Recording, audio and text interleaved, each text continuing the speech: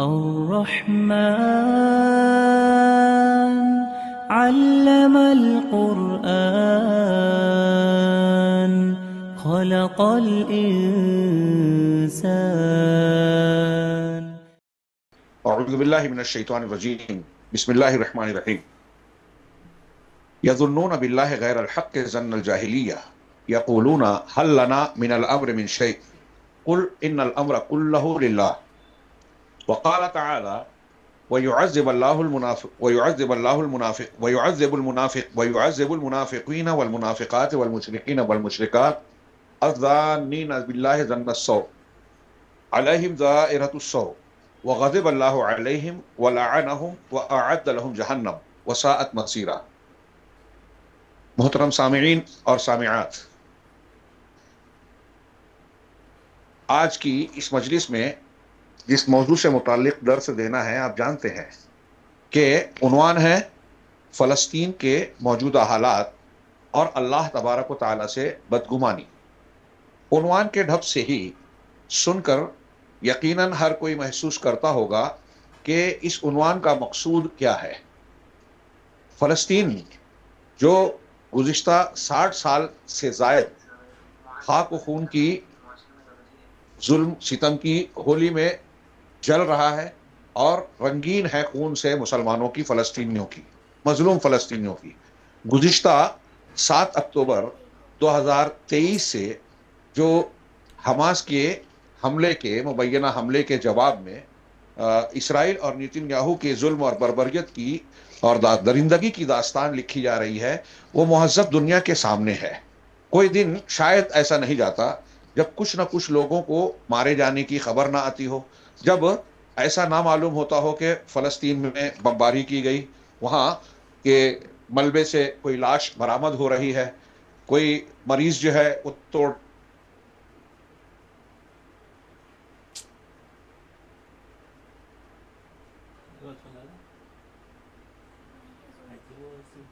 خاطر خواہ ان کو فراہم نہیں ہے. بعض لوگ اس بنیاد پر اللہ کو پیارے ہو رہے ہیں، شہید ہو رہے ہیں. ابھی موجودہ حالات میں بارش کا قہر بھی ہے، قدرتی طور سے بارش جو ہو رہی ہے، سردی ہو رہی ہے.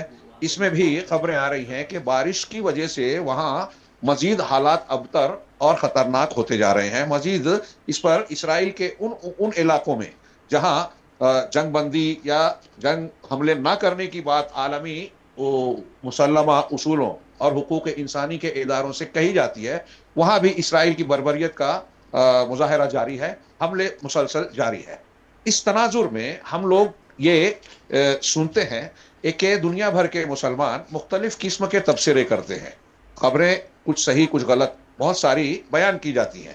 اور میں یہ عرض کر دوں کہ آج کے اس درس میں اصل مقصود یہ نہیں ہے کہ فلسطین کے موجودہ حالات سے متعلق ہم تفصیلی گفتگو کریں اور مختلف کرداروں کا جائزہ لیں.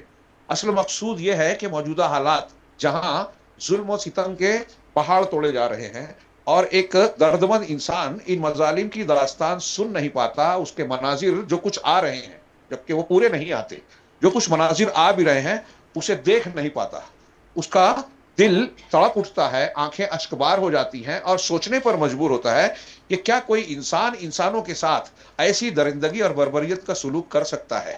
جب ایک اس طرح کا خیال آتا ہے تو اسی کے ساتھ ساتھ رد عمل میں بہت سارے عام لوگ اور دوسرے لوگوں کے ساتھ ساتھ مسلمانوں میں بھی کچھ جذبات امٹتے ہیں اور وہ اس طرح کی باتیں اور تبصرے کرتے ہیں، جہاں الزامات دینا شروع کرتے ہیں کہ فلسطین کے ارد گرد جو مسلم حکومتیں ہیں وہ بدعملی کا شکار ہیں، اپنے اپنے مفادات اور اپنی جو ہے عیش و مستی میں جو ہے مشغول ہیں، اور فلسطینیوں کی مظلومیت پر صرف دکھاوے کے کچھ بیان بازیاں کر دی جاتی ہے، کچھ کاروائیاں، کانفرنسیں، میمورنڈم جو کہ کوئی مؤثر نہیں ہوتی. اور یہی حال عالمی برادری کا بھی ہے، جبکہ مختلف ملکوں میں احتجاجات کیے گئے اور حقوق انسانی کا منشور، اقوام متحدہ کے وجود کا جو جواز ہے اس سے متعلقہ جو دعوے کیے جاتے ہیں، نعرے دیے جاتے ہیں، اور پوری دنیا میں یہ کہانی بنائی جاتی ہے کہ دنیا میں جمہوریت چلتی ہے، لوگوں کی اکثریتی رائے کا لحاظ کر کے فیصلے کیے جاتے ہیں. دنیا کی جمہوریت یہ کہہ رہی ہے کہ یہ بربریت اور ظلم و ستم کا سلسلہ روکا جائے، لیکن اس کا حکومتی اور اصحاب اقتدار اور اسرائیلی حکومت اور اس کے ہم نواؤں اور اس کی پشت پناہی کرنے والی طاقتوں پر کوئی اثر نہیں پڑتا۔ اس ضمن میں لوگ مسلمانوں سے شکوہ کرتے ہیں، خاص طور سے مسلم حکومتوں سے شکوہ کرتے ہیں، اور بعض مرتبہ بڑھتے بڑھتے جو ہے اللہ رب العالمین کے تعلق سے بھی ایسی باتیں کہتے ہیں جسے اگر آپ غور سے دیکھیں تو اسے شرعی زبان میں بھی، قرآن کی زبان میں بھی اللہ کے ساتھ برا گمان، سوء ظن سے تعبیر کیا جائے گا۔ اور یہ سوء ظن اللہ تبارک و تعالیٰ سے کرنا یہ کوئی معمولی گناہ نہیں ہے، یہ گناہ کبیرہ میں بھی کفر کے حد تک پہنچنے والا گناہ ہے۔ اگر کوئی شخص اللہ تبارک و تعالیٰ کے ساتھ بدگمانی کرتا ہے، اس کے فیصلوں پر اعتراض اور شکایت کرتا ہے، اس کے فیصلوں کو غلط بتاتا ہے، اور اس طرح کی باتیں اللہ تعالیٰ کی جو حکمت تامہ، حکمت بالغہ ہے، اس کی تردید کرتا ہے، ایک طریقے سے اللہ کی تقدیر کا، اس کی مشیت کا انکار کرتا ہے، یا اگر وہ مانتا ہے تو اس پر اعتراض کرتا ہے کہ اللہ کا یہ کیسا فیصلہ ہے، ایسی شکلوں میں ایک آدمی کا ایمان ہی محفوظ نہیں رہ سکتا۔ لہذا اس تناظر میں ہمیں اپنے ایمان کی تجدید کرنے کی ضرورت ہے، اور قرآن و حدیث کی روشنی میں جو واقعات ہمارے ساتھ، ہمارے ارد گرد یا مسلمانوں کے ساتھ پیش آتے ہیں، اور ظالموں کے جو حالات ہیں کہ ایک آدمی ظلم کر رہا ہے، ایک حکومت ظلم کر رہی ہے، اور بظاہر نظر آتا ہے کہ اس کو طاقت قوت مل رہی ہے، وہ ترقی کر رہی ہے، وہ آگے بڑھ رہی ہے، تو آدمی کے دل میں سوال اٹھتا ہے کہ اللہ رب العالمین کا یہ کیسا فیصلہ ہے کہ جو مظلوم ہیں وہ مارے جا رہے ہیں اور جو ظالم ہے وہ آگے بڑھتا جا رہا ہے۔ اس تناظر میں ہم کچھ باتیں عرض کرنا چاہتے ہیں۔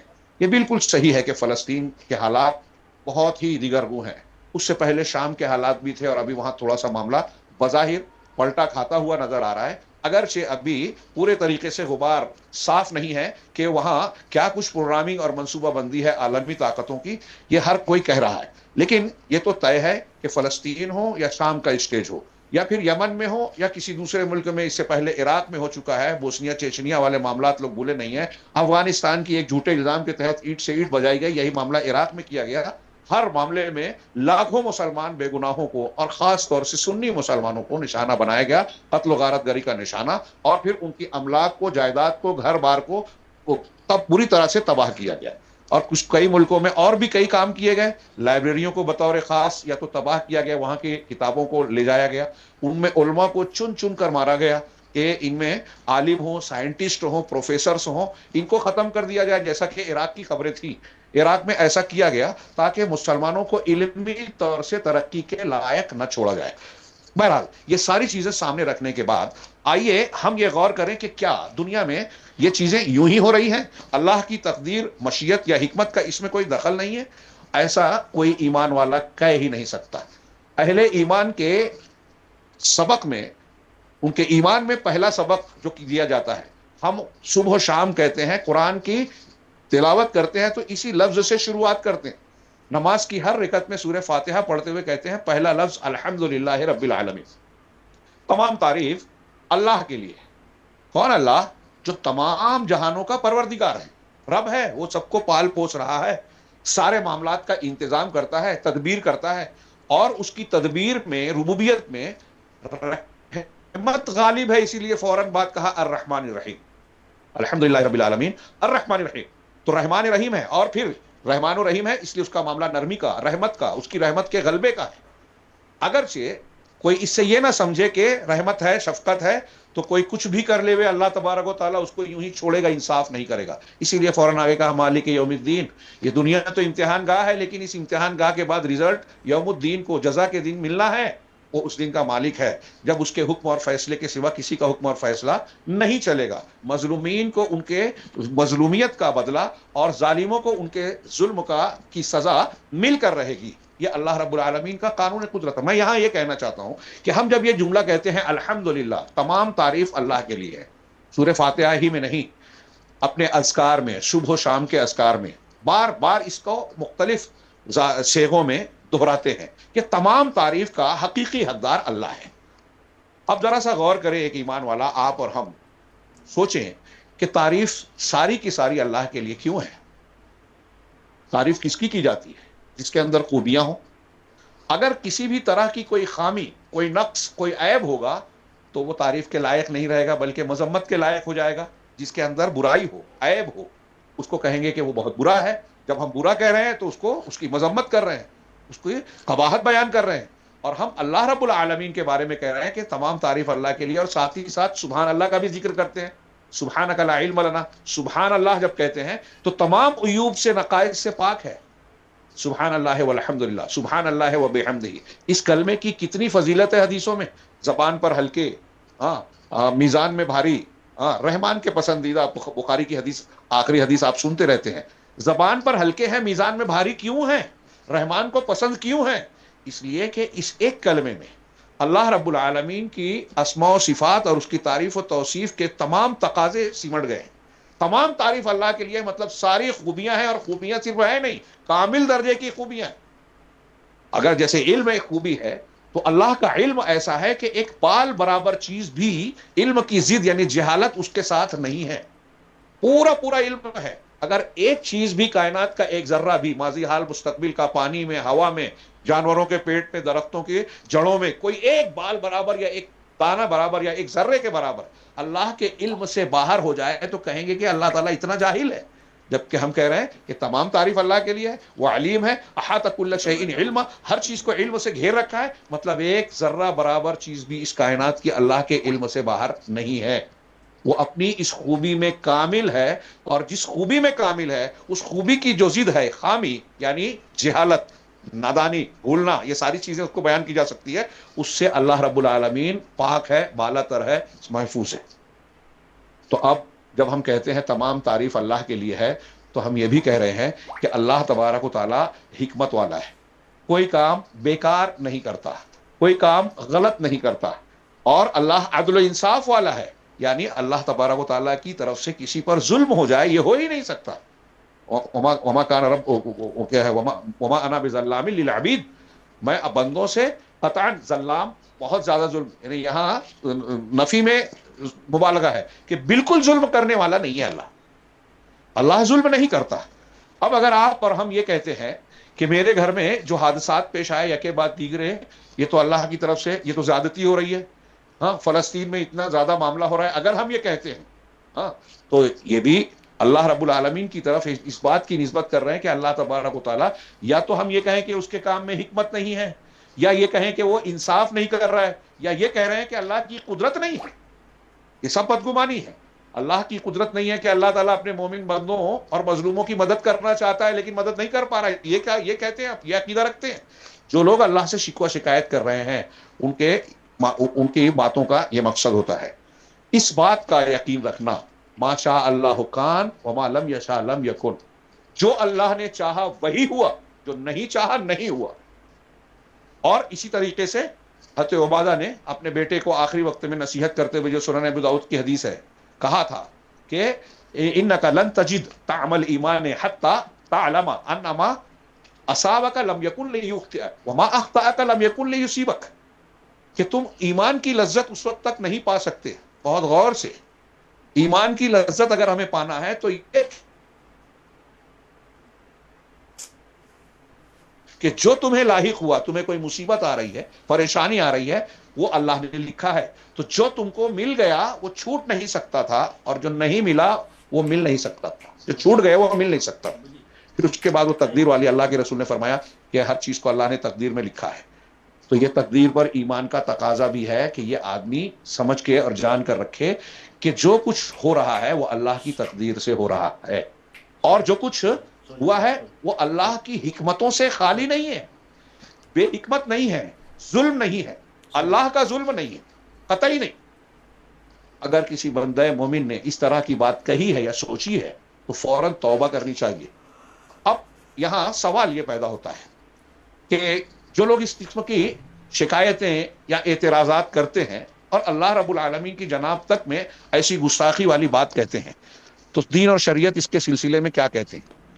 اللہ کی بدگمانی والی بات میں آخر میں بیان کروں گا. اس سے پہلے ہم برائیاں یا مصیبتیں اور تکلیفیں جو آتی ہے اس کے تعلق سے ہمارا عقیدہ، شریعت کی تعلیم، ہدایت کیا ہے، اس کو تازہ کرنا چاہیے. ہاں وہ کیا ہے کہ دنیا میں ہم کو یہ عقیدہ رکھنا چاہیے کہ دنیا میں سکھ دکھ، انسانی زندگی میں نشیب و فراز، اور خاص طور سے خوشی کے ساتھ یا خوشی کے بغیر جو مصیبتیں آتی ہیں، بندوں کی زندگی میں مصیبتوں کا آنا اللہ کی ایک سنت ہے. اللہ رب العالمین نے جیسے خیر پیدا کیا بندوں کے حق میں، ایسے ہی خیر کی ضد جس کو ہم شر کہتے ہیں، اللہ نے جس کو پیدا کیا وہ شر محض شر نہیں ہے. یہ ایک طالب علم و طلبہ کو ہم پڑھاتے ہیں، اس میں باریکی میں جاتے ہیں. پھر فی الحال میں سرسری گزر رہا ہوں کہ اللہ تعالیٰ ہم کسی چیز کو شر کہتے ہیں تو وہ ہمارے بعض اعتبار سے شر ہوتی ہے. جیسے ایک چور کا ہاتھ کاٹا جا رہا ہے تو اس کو لگتا ہے کہ دیکھنے والوں کو کہ چور کے لیے ہاتھ کا کٹنا شر ہے، لیکن اس شر سے جو چور کے ساتھ ہو رہا ہے پورے سماج کا بھلا ہو رہا ہے، اس کو سزا مل رہی ہے، اور سماج جو ہے مالی چوری چکاری اور ڈکیتی اور مالی ظلم سے محفوظ ہو رہا ہے. یہ ایک کئی اعتبار سے رحمت ہی رحمت ہے. تو بظاہر ایک چیز ہم کو جو زحمت نظر آتی ہے اس میں اللہ رب العالمین کی بہت سی حکمتیں ہیں. میں نے اپنے پاس دروس میں اس کا ذکر کیا، ابھی میں بیان کرنے لگوں تو درس کا بیشتر حصہ چلا جائے گا کہ دنیا میں ایک سوال اٹھاتے ہیں لوگ کہ دنیا میں جب اللہ تبارک و تعالیٰ بہت سی چیزوں کو ناپسند کرتا ہے اور اس کو نہ سمجھنے سے جبریہ قدریہ جیسے لوگ گمراہی کا شکار ہو گئے، اور یہ اللہ کے ساتھ بدگمانی کرنے والے منافقین اور مشرکین اور ان کے طریقے پہ چلنے والے بعض جاہل مسلمان وہ بھی چلے گئے. وہ یہ سوچتے ہیں کہ جب اللہ تبارک و تعالیٰ نے فلاں فلاں چیز کو اللہ پسند نہیں کرتا تو اس کو اللہ نے پیدا کیوں کیا، کفر کو پیدا کیوں کیا. قدریہ نے کہہ دیا کہ اللہ بندوں کے افعال کے خالق خود بندے ہیں، اللہ پیدا نہیں کرتا. یہ کفر ہے، کیونکہ ربوبیت اللہ ہے، ہم کو بھی پیدا کیا، ہمارے اعمال کو بھی پیدا کیا. یہ قرآن کہتا ہے واللہ خلقکم وما تعملون، اللہ نے تم کو بھی پیدا کیا تمہارے اعمال کو بھی. وہ کہتے ہیں اعمال کو پیدا نہیں کیا. کیوں کہتے ہیں؟ وہ یہ کہتے ہیں کہ اس لیے کہ ہمارے اعمال بہت سے برے ہوتے ہیں. تو اگر یہ کہیں کہ اللہ نے ہمارے عمل کو پیدا کیا تو اب ایک انسان چوری کر رہا ہے، گالی گلوچ کر رہا ہے، جھوٹ بول رہا ہے، تو اللہ نے اس عمل کو پیدا کیا تو یہ اللہ رب العالمین کی طرف غلط چیز کی نسبت ہو جائے گی. ایسا ان کا سمجھنا ہے. یہ ان کی غلط فہمی کی اور فہم کی انتہائی بڑی مسٹیک اور غلطی ہے. اصل میں ہمارے اندر یا بندوں کے اندر جیسی چاہت، جذبہ اور دل کی جو نیت ہوتی ہے، میلان ہوتا ہے، اللہ رب العالمین اس کو ویسی توفیق دیتا ہے. بندے کی بھی مشیت ہے، اور بندے کی مشیت اس وقت نافذ ہوتی ہے، مشیت یعنی چاہت. میں ایک کام کرنا چاہتا ہوں، مثلا ہمارے یہاں بیٹھے ہوئے کسی انسان کو میں ایک تھپڑ مار دوں، میں ایسا چاہتا ہوں، کر سکتا ہوں، لیکن اگر اللہ نہ چاہے تو میری طاقت ہونے کے باوجود میں نہیں کر سکتا. ایسے بہت سے پروگرام ہمارے ہوتے ہیں کامیاب نہیں ہوتے. وما تشاءون الا ان یشاء اللہ رب العالمین. تو بہرحال مختصر یہ کہ بندے کے اوپر جو بھی معاملات آتے ہیں وہ اللہ کی مشیت اور اس کی تقدیر کا فیصلہ ہوتا ہے، نمبر ایک. اور اللہ کی مشیت اور تقدیر جو بھی متعین ہے وہ اس کی حکمتوں اور علم کے ساتھ ہے. علم کے ساتھ جب ہم کہہ رہے ہیں تو یہ یاد رکھیے کہ اللہ تبارک و تعالیٰ کا ظلم نہیں ہے اس کی طرف، بلکہ جو میں نے کہا کہ شر کو جو اللہ نے پیدا کیا، ابھی بحث چل رہا تھا، میں ذکر اشارہ کر رہا تھا، اس کی بہت سی حکمتیں ہیں، بہت سی حکمتیں. اس سے اللہ تبارک و تعالیٰ کی قدرت کاملہ ظاہر ہوتی ہے. اللہ تعالیٰ کے اسماء و صفات کے اثرات اور نتائج، جیسے وہ رحمان الرحیم ہے تو رحمت کے اثرات ظاہر ہوتے ہیں. وہ ذو انتقام ہے، وہ شدید العقاب ہے، تو گنہگار پر اس کی شدید العقاب ہونے کی صفت کا اظہار ہوگا. یہ ایک چیز. اس کے علاوہ ایک پہلو یہ شر کے پیدا کرنے کی حکمت. یہ میں دو ایک حکمتیں سرسری طور سے بیان کر رہا ہوں کہ مثال کے طور پہ اللہ کو توبہ کرنا بہت پسند ہے، توبہ کرنا پسند ہے. تو توبہ کون کرے گا؟ جو گناہ کرے گا وہی کرے گا نا. تو اگر گناہ نہ ہوتا تو آدمی گناہ کا ارتکاب کر کے شرمندہ ہو کر اللہ کے جناب میں ندامت کے آنسو بہاتا کیسے بہاتا؟ اس پسندیدہ چیز کے لیے گناہ کا وجود ضروری ہے. اسی طریقے سے اللہ کو یہ پسند ہے کہ بندہ اللہ کی دوستی کے لیے دنیا کے لوگوں کی پرواہ نہ کرے. میرے رشتہ دار، گاؤں محلے ٹولے کی ایک محبت ہے. میں اگر آج جیسے ہم لوگ بیان کر رہے ہیں، بہت سے لوگوں کا شرک بیان کرتے ہیں کہ قبروں پہ جا کے اللہ سے استدعا کرتے ہیں. ابھی ہم نے بیان کیا کہ بھائی وحدت الوجود کا عقیدہ کفر ہے، حالانکہ اس کو ڈاکٹر فلاں اور فلاں بیان کر رہے ہیں، صوفیہ بیان کر رہے ہیں. جب ہم اس کا رد کرتے ہیں تو جو ماننے والا ہے اس کو برا لگتا ہے. تو ظاہر سی بات ہے کہ اس کو برا لگ رہا ہے تو مجھ سے ناراض ہو رہا ہے. اب میں ان کی ناراضگی کا خیال کر کے بیان نہ کروں تو اس کا مطلب یہ ہوا کہ اللہ تبارک و تعالیٰ کے خلاف بدعقیدگی کو اختیار کیا جا رہا ہے، اس کی شریعت کے خلاف امتحان میں فیل ہونے کا راستہ اختیار کیا جا رہا ہے دنیا کے. اور ہم کچھ نہ بولے، یعنی اللہ کو ناراض کریں. اللہ جو کہہ رہا ہے کہ نیکی کا حکم تو برائی سے روکو، تو ہم شرک اور کفر سے نہیں روک رہے ہیں. برائی سے روکنے کا مطلب صرف یہ نہیں کہ الٹے ہاتھ سے نہیں سیدھے ہاتھ سے کھاؤ، داہنی کروٹ پہلے سویا کرو، مسواک کیا کرو، یہ فضائل والی بات. سب سے پہلے یہ بتاؤ کہ شرک مت کرو، بدعت مت کرو، غلط منہج کو اختیار نہ کرو، اللہ اور رسول کی بات کے سامنے دوسروں کی بات نہ مانو. یہ سب سے اہم بات ہے، بنیادی بات ہے. اب اس کو بیان کرنے سے کسی کو برا لگتا ہے تو ہم بیان کرنا چھوڑ دیں، تو یہ میں ڈر گیا یا اللہ رب العالمین کے امتحان میں فیل ہو گیا. لوگوں کا ڈر اللہ کے ڈر پر غالب آ گیا، یا اللہ کی محبت کے مقابلے میں لوگوں کی محبت غالب آ گئی کہ بیوی بچے اور فلاں کی محبت میں اللہ تعالیٰ کے دین کو طاق میں رکھ دیا اور حلال حرام کی تمیز کیے بغیر ان کا پیٹ بھرنے کی کوشش کر رہا ہوں. یہاں یہ ہوا کہ اب حرام خوری جو ہے وہاں امتحان ہو رہا ہے کہ آپ دولت کی محبت میں اپنے بچوں کا دنیا کا مستقبل اور چمک دمک کے پیچھے بھاگ کر اللہ کی حرام کی ہوئی چیز کو اگر اختیار کر رہے ہیں تو اس کا مطلب یہ کہ آپ اللہ تبارک و تعالیٰ سے زیادہ دنیا سے محبت کرتے ہیں، دنیا کے لوگوں سے محبت کرتے ہیں. تو یہ جب کوئی برائی کر رہا ہے اس کو روکنا اللہ کو پسند ہے. زبان سے روکنا زبان کا جہاد ہے. جب لڑ رہے ہیں آپ زبان سے، شرک کا بدعت کا رد کر رہے ہیں، تو یہ اللہ تبارک و تعالیٰ کو پسند ہے. اب ایک آدمی کسی کو برائی سے کب روکے گا؟ جب وہ برائی کرے گا، اور برائی جب ہوگی تبھی تو کرے گا نا. شرک کرنے والا شرک کر رہا ہے، کفر کرنے والا کفر کر رہا ہے. حضرت ابراہیم کی قوم نے شرک کیا، حضرت ابراہیم علیہ السلام ان کے سامنے کھڑے ہوئے تو حضرت ابراہیم کا مقام بلند ہوا اور اس کردار کو انجام دینے کے لیے اسٹیج ملا. اگر دنیا میں شرک اور کفر ہوتا ہی نہیں تو اللہ کا یہ امتحان بھی کسی کے لیے نہیں ہوتا. یہ میں نے 2-4 حکمتیں بیان کی 10-20 میں سے. تو اللہ تبارک و تعالیٰ نے شر کو جس طرح بہت ساری حکمتوں سے پیدا کیا، ٹھیک یہی چیز آپ جوڑ لیجئے کہ ہماری زندگی میں، مسلمانوں کی زندگی میں بطور خاص جو مصائب و آلام آتے ہیں، تکالیف آتی ہیں، دشمنوں کو غلبہ اور تسلط ہوتا ہوا دکھائی دیتا ہے. وقت کا کوئی فرعون وقت کے موسیٰ علیہ السلام کو نیست و نابود کر دینے کی کوشش کرتا ہے. تو یہ بھی اللہ کی تقدیر اور بہت ساری حکمتوں کا حامل اور بردار ہوتا ہے یہ معاملہ. یہ حکمتوں سے خالی نہیں ہے. اجمالی طور سے میں بات کو بہت لمبی ہو جائے گی، سمیٹ کر 2-4 جملوں میں بیان کروں کہ مسلمان پر جو مصیبت پریشانی آلام آتے ہیں تو اس کو 2 پہلو سے دیکھیے. اگر ایک آدمی سچے ایمان والا ہے، متقی پرہیزگار ہے اور پریشان ہو رہا ہے تو اس کی یہ پریشانی اللہ تبارک و تعالیٰ کی جانب سے صبر کا، استقلال کا، اس کی ثابت قدمی کا اور اس کے ایمان کا، اس کے ایمان کے خالص اور پختہ ہونے کا امتحان ہے، آزمائش. اور دوسرا، ان امتحانات سے گزرنے کے بعد جب وہ کامیابی سے آگے بڑھتا ہے تو اس کے درجات بلند ہوتے ہیں.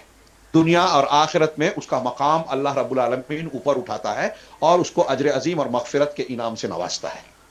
مسلمانوں پر آنے والی مصیبت کا یہ صلہ ایک پہلو یہ ہے. اگر کوئی مسلمان ہے لیکن وہ گناہ کر رہا ہے، نافرمانیاں کر رہا ہے، کچھ شرکیہ امور کو اختیار کرتا ہے، کچھ بدعات کا ارتکاب کر رہا ہے، اختلافات کر رہا ہے، دین پر توجہ نہیں دے رہا ہے، دنیا داری میں لگا ہے، حلال حرام کی تمیز نہیں کرتا، سود خوری کر رہا ہے، تو ان میں سے میں نے چند کا نام لیا، ایسے بہت سے گناہ ہیں. آپ قرآن و حدیث کو اٹھائیے، اللہ تبارک و تعالیٰ نے وعیدیں سنائی ہے کہ جو سود کا لین دین ختم نہیں کرتا وہ اللہ اور رسول سے جنگ کے لیے تیار رہے، اعلان کر دے. تو اب ایک قوم، اگر ہماری قوم کہیں سودی لین دین بڑے پیمانے پہ کر رہی ہے، دھڑلے سے کر رہی ہے، اور صرف اتنے ہی نہیں ہے بلکہ آج کل تو مولوی صاحب فتویٰ بھی دینے لگتے ہیں کہ سود اس کنڈیشن میں اور ایسے میں حلال ہو جائے گا، اسٹاک ایکسچینج میں ساری اسلامی تعلیمات کی مخالفت بھی ہو تو پیسہ جمع کر سکتے ہیں.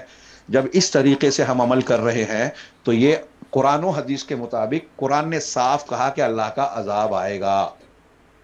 جس قوم میں زنا عام ہوگا ان کو یہ عذاب ملے گا، جہاں ناپ تول میں کمی ہوگی، حق حقوق میں لوگ دوسروں کے حقوق کو ماریں گے، وہاں یہ عذاب آئے گا، جہاں زکوٰۃ روکی جائے گی وہاں یہ عذاب آئے گا کہ بارش روک دی جائے گی، اور پھر زنا اور اس میں نئی بیماریاں آئیں گی. ہاں، دشمن تم پر مسلط ہو جائے گا. اللہ کے رسول صلی اللہ علیہ وسلم نے، شریعت نے صاف صاف بتا دیا. تو اب اگر مسلمانوں پر مصیبت آ رہی ہے، ہندوستان میں ہو، پاکستان بنگلہ دیش میں ہو، یا پھر فلسطین اور شام میں ہو، یمن میں، عراق میں ہو، کہیں بھی اگر مصیبت آ رہی ہے، پریشانی آ رہی ہے تو مسلمانوں کو اس تناظر میں غور کرنا چاہیے کہ نیک مسلمانوں پر آنے والی مصیبت اس کے لیے رفع درجات اور اجر و ثواب کا باعث ہوتی ہے، امتحان ہوتی ہے. اور ایک مسلمان جو گناہ گار ہے اس پر آنے والی مصیبت مکافات عمل کا نتیجہ ہو سکتی ہے، اللہ تبارک و تعالیٰ کی جانب سے تعزیانہ اور تنبیہ کا معاملہ بھی ہو سکتا ہے۔ یہ دو باتیں میں نے بیان کی، ان دو باتوں میں سے ہر ایک بات کے لیے اختصار سے میں دلیلوں کی طرف اشارہ کروں۔ پہلی بات کہ ایمان اور عمل صالح، تقوی اور پرہیزگاری کے ساتھ آنے والی مصیبتیں، یہ اللہ کی طرف سے آزمائش ہوتی ہے، ایمان میں پختگی کی جانچ ہوتی ہے، رفع درجات اور اجر عظیم کا سبب ہوتی ہے۔ اللہ تبارک و تعالیٰ نے قرآن میں ارشاد فرمایا وَلَنَبْلُوَنَّكُمْ بِشَيْءٍ مِّنَ الْخَوْفِ وَالْجُوعِ وَنَقْصٍ مِّنَ الْأَمْوَالِ وَالْأَنفُسِ وَالثَّمَرَاتِ، کہ ہم تمہیں ضرور بضرور آزمائیں گے، ڈبل تاکید کے ساتھ ہے، جس کا ترجمہ میں ضرور بضرور سے کر رہا ہوں، لام بھی ہے اور نون تاکید بھی ہے۔ اللہ نے فرمایا کہ ہم تمہیں ضرور آزمائیں گے، بِشَيْءٍ مِّنَ الْخَوْفِ، کچھ خوف کے ذریعے، کچھ خوف کئی طرح کا خوف ہوتا ہے۔ ہاں، ایک آدمی کو دشمن کا خوف ہوتا ہے، ایک آدمی کو کسی اندیکھی طاقت کا خوف ہوتا ہے، اور اس طرح کے اور بھی کئی خوف ہو سکتے ہیں۔ اب یہاں آپ کو، ہم کو یا مسلمانوں کو آج دیکھیے پوری دنیا میں کون سا خوف ستا رہا ہے۔ تو ایک فلسفہ تو یہ ہے، شریعت کا فلسفہ نہیں کہنا چاہیے اس کو، بیان ہے کہ اللہ کی حکمت اور اللہ کی سنت یہ ہے کہ مومن بندوں کو اللہ کہہ رہا ہے وَلَنَبْلُوَنَّكُمْ، تم کو، کم کی ضمیر ہے، مسلمانوں کو خطاب ہے کہ تم کو اللہ ضرور بضرور آزمائے گا، خوف کے ذریعے، دہشت کے ذریعے، بِشَيْءٍ مِّنَ الْخَوْفِ وَالْجُوعِ، اور بھوک کے ذریعے، وَنَقْصٍ مِّنَ الْأَمْوَالِ وَالْأَنفُسِ وَالثَّمَرَاتِ، اور مالوں میں کمی کر کے، جانوں میں کمی کر کے، اور پھلوں کی کمی کے ذریعے سے۔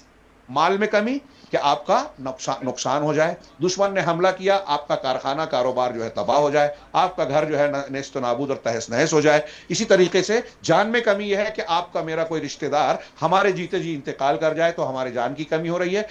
فلسطین میں اور دوسری جگہوں پہ قتل ہو رہا ہے، املاک کو توڑا گیا، گھروں کو اجاڑ دیا گیا، ہمارے یہاں بھی بلڈوزر چل رہے ہیں، کہیں پہلے گھروں پہ چلتے تھے، ابھی مارکیٹ وغیرہ پہ بھی چل رہے ہیں۔ تو اللہ نے فرمایا کہ بِشَيْءٍ مِّنَ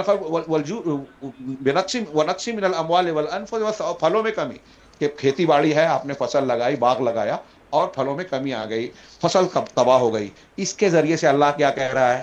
ضرور ضرور آزمائے گا۔ اللہ کی بات ہے، اور اتنی پختگی سے کہ یہ ہونا ہی ہے، طے ہے اللہ کی طرف سے، اس میں کوئی شک شبے کی بات ہی نہیں ہے۔ دنیا دار الامتحان ہے، آخرت دار الجزا ہے، تو یہاں امتحان سے گزرنا ہے۔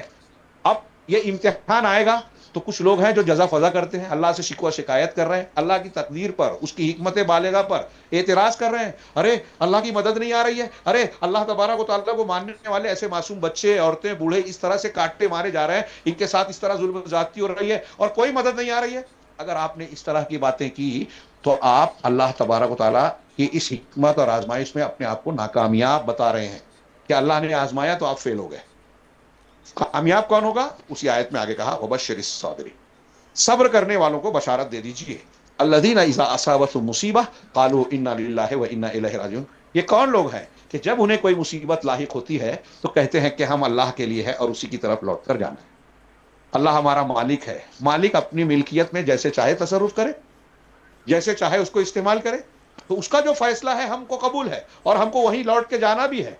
میں حیرت کرتا ہوں، میں نے بعض کلپ دیکھی کہ ہمارے یہاں کچھ لوگ اس طرح شکوہ شکایت کر رہے ہیں، اور جو لوگ مصیبتیں جھیل رہے ہیں، فلسطینی عوام، مسلمان، ان کے پاس بچوں اور عورتوں کی کلپ میں نے سنی، وہ کہتے ہیں کہ ہم اللہ کا شکر ادا کرتے ہیں، اللہ رب العالمین کا جو فیصلہ ہے ہمیں منظور ہے، اللہ تبارک و تعالیٰ ہم کو جو ہے آزما رہا ہے، وہ ظلم نہیں کرتا۔ یہ فلسطینی بچے، عورتیں اور مظلومین کہہ رہے ہیں، جس میں سے کسی کا ہاتھ کٹا ہے، کسی کا پیر، اکثر لوگ، کوئی ایسا نہیں ہے جس کا کوئی نہ کوئی رشتہ دار شہید نہ کیا گیا ہو۔ وہ اللہ کے اس فیصلے پر اپنی رضامندی کا، جہاں تک ہمارے پاس کلپ آئی جن لوگوں کی، میں ان کی بات کر رہا ہوں، وہ اللہ کا شکوہ شکایت، اللہ سے شکوہ شکایت یا بدگمانی نہیں کر رہے ہیں، اور ہم دور سے بیٹھ کے بدگمانیاں کر رہے ہیں۔ تو آپ جو لوگ شکوہ شکایت کر رہے ہیں وہ آزمائش کو نہیں سمجھ رہے ہیں، یا جب وہ کہتے ہیں کہ تمام تعریف اللہ کے لیے ہے تو وہ اس کا انکار کر رہے ہیں۔ نہیں، اللہ تعالیٰ کے لیے تمام تعریف نہیں ہے، کیونکہ اللہ تعالیٰ فلسطینیوں پر ظلم ہوتے دیکھ رہا ہے، کچھ کر نہیں رہا ہے، مدد نہیں آ رہی ہے، تو یہ کہہ رہا ہے وہ اللہ کے لیے الحمد نہیں کہہ رہا ہے، الحمدللہ کا انکار کر رہا ہے، وہ برائی کر رہا ہے اللہ کی، اللہ کے اندر نقص اور عیب اور خامی نکال رہا ہے، وہ نہ الحمدللہ پر پورا اتر رہا ہے، نہ سبحان اللہ کو مان رہا ہے۔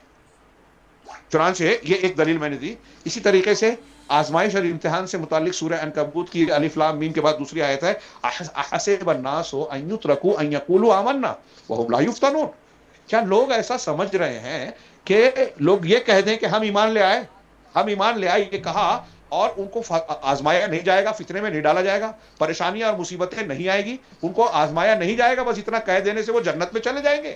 نہیں، اللہ کی یہ سنت نہیں ہے۔ آگے آیت میں کہا کہ ہم نے اس سے پہلے وَلَقَدْ فَتَنَّا الَّذِينَ مِن قَبْلِهِمْ، پہلے کے لوگوں کو بھی آزمایا، فتنوں میں ڈالا، پریشانیوں میں ڈالا۔ تو یہ اللہ کی سنت ہے، طریقہ ہے۔ دنیا میں کوئی بادشاہی کیوں نہ بن جائے، مسلمان یا ہو یا کوئی اور، اس کو مختلف قسم کے پریشانیاں، غم، دکھ، آلام آنے ہی آنے ہیں۔ یہ پروردگار کی سنت ہے۔ یہ دو آیتیں میں نے پیش کی، اس میں اس تناظر میں آپ اس حدیث کو یاد کیجئے جس میں جناب محمد رسول اللہ صلی اللہ علیہ وسلم کا ارشاد ہے کہ جو ایمان میں جتنا اونچا ہوتا ہے، اللہ کی آزمائش اس کی اتنی کڑی اور اونچی ہوتی ہے۔ جس کا جتنا درجہ، تو کہا کہ انبیاء کرام کو سب سے زیادہ اللہ تعالیٰ نے آزمائش اور امتحان میں، مصیبتوں میں، پریشانیوں میں ڈالا، یہ آزمائش کے طور پر، عذاب کے نہیں۔ اور انبیاء میں بھی مجھے سب سے زیادہ پریشان کیا گیا، نبی کریم صلی اللہ علیہ وسلم نے فرمایا۔ اللہ کے رسول صلی اللہ علیہ وسلم سب سے زیادہ مصیبتوں کو جھیل کر جو ہے زندگی گزارتے ہیں، جو ہمارے آپ کی سیرت طیبہ ہمارے ساتھ سامنے ہے۔ آپ انبیاء کرام علیہ الصلوۃ والسلام کی سیرتوں کو پڑھیے، تو جس کی جتنی زیادہ، خود نبی کریم صلی اللہ علیہ وسلم کے تعلق سے دیکھیے، چھوٹی چھوٹی باتوں میں، آخر وقت میں صحیح بخاری کی حدیث میں ہے، عائشہ صدیقہ رضی اللہ تعالیٰ عنہ آپ کی تیمارداری کر رہی تھی، تو آپ ان سے کہتے ہیں کہ عام انسان کے کو بخار جتنا ہوتا ہے اور جتنی تکلیف ہوتی ہے بخار کی، مجھے اس کے دگنا ہوتی ہے، ڈبل۔ وہ کہتے ہیں عائشہ صدیقہ رضی اللہ تعالیٰ عنہ کا حدیث میں تسلی ہے، تسلی دینے کی کوشش ہے۔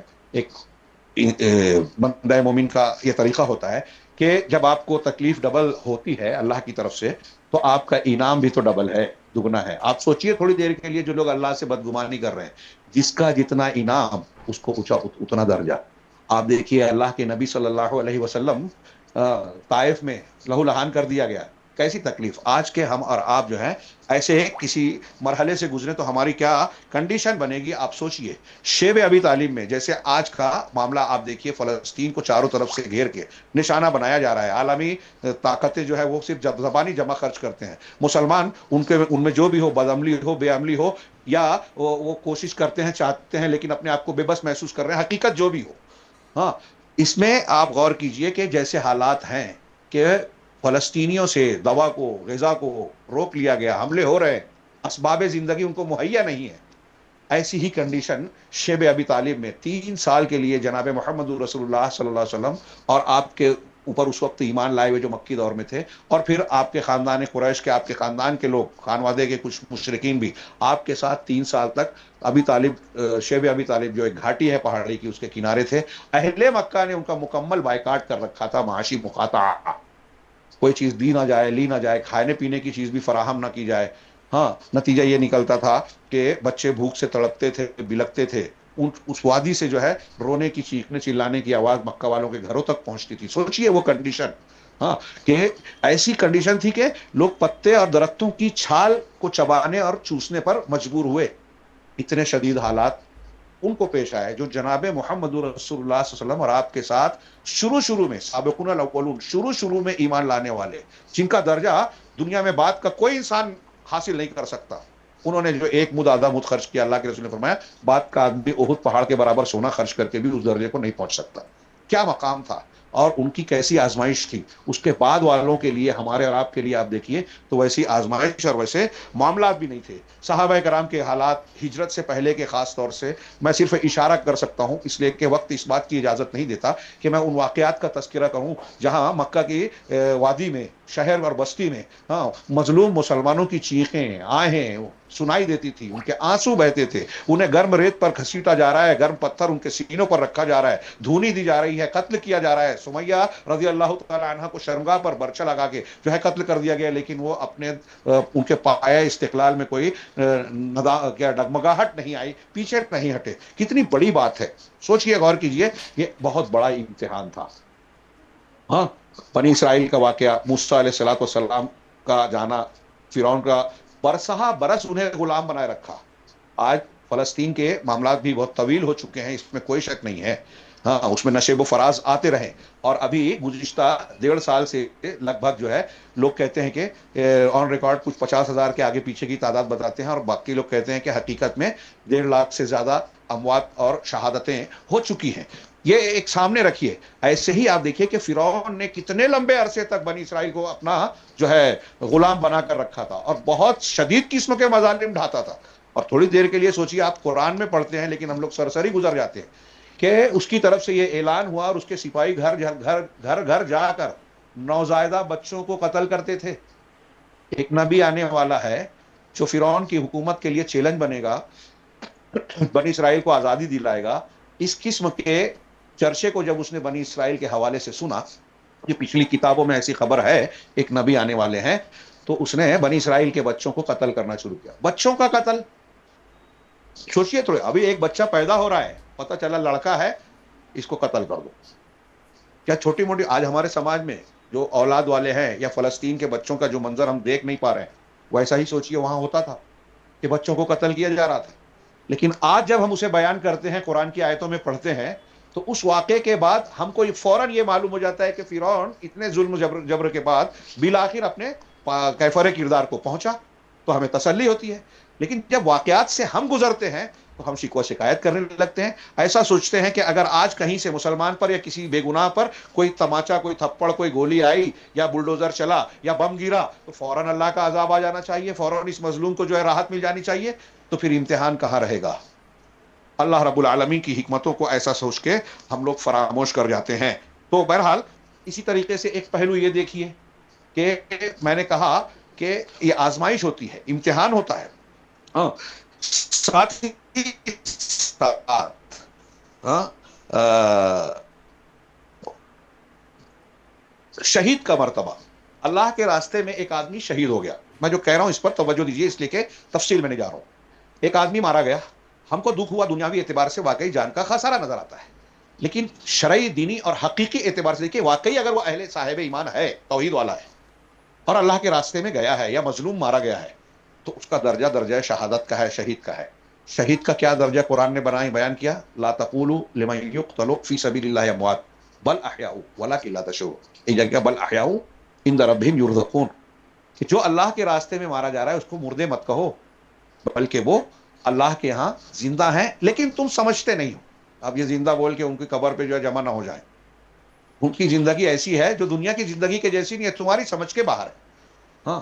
اور ایک حدیث میں سورہ آل عمران کی آیت میں ہے کہ اللہ کے پاس ان کو روزی دی جا رہی ہے. اور حدیث میں اس کی تشریح یہ ہے کہ شہداء کی روحیں جنت میں سبز قالب کے پرندوں میں جو ہے چہچہاتی ہیں اور اللہ کے انعامات سے لطف اندوز ہوتے ہیں. تھوڑی دیر کے لیے غور کیجیے، ہمارے نزدیک ایک شہید ہونے کے بعد دنیا سے چلا گیا، ویسے بھی ہر انسان کو اس دنیا سے جانا ہے.